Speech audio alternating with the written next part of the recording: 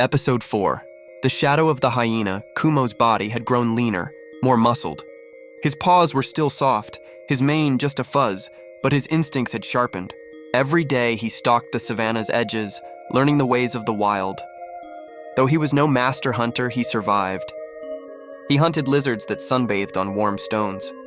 He waited patiently for frogs to leap near the riverbank.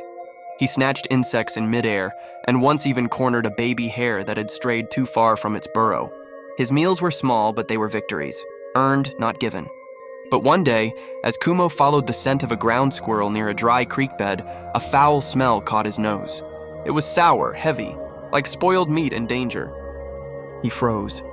Then came the laugh, low, cruel. Echoing through the trees, a hyena stepped into view, mangy, tall, with pale eyes full of hunger. Its body bore scars and its ears twitched with menace.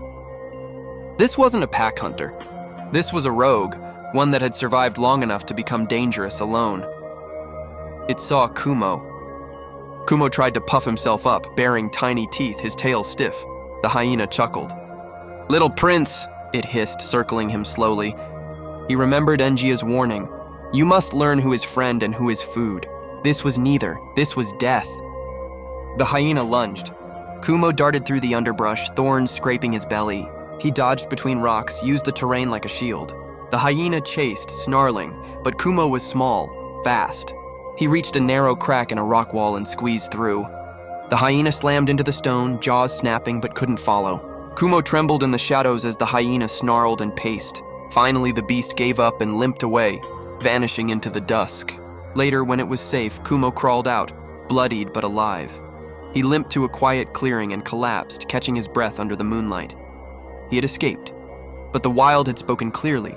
No matter how clever he was, there were creatures out here stronger, crueler, and always watching.